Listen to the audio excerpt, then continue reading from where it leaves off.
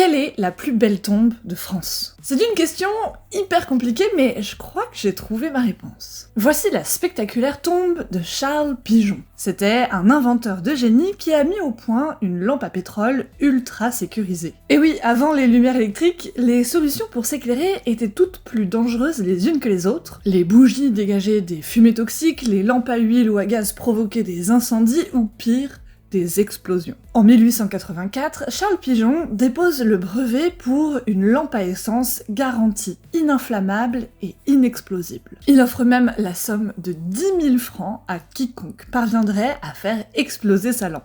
C'est un coup de génie marketing et Charles Pigeon va vendre des centaines de milliers d'exemplaires de son invention. En 1905, 10 ans avant sa mort, il commande cette sépulture extraordinaire, entièrement faite en bronze et en pierre. On y voit Charles et son épouse Thérèse allongés dans un magnifique lit. Ce monument est un tombeau familial de 18 places et malheureusement la fin de la vie de Charles Pigeon est marquée par le drame. Il perd sa femme en 1909 et son fils en 1910. Et ils reposent maintenant ensemble dans cette tombe qui est truffée de symboles. On y voit un ange qui est une figure de gardien qui doit conduire l'âme au paradis. Il tient une palme, symbole de victoire, d'immortalité et d'ascension. Mais également un flambeau qui éclaire l'obscurité et rappelle l'invention de Charles. De chaque côté, on peut voir ce que l'on appelle des pots à feu. Ils font brûler la flamme éternelle du souvenir.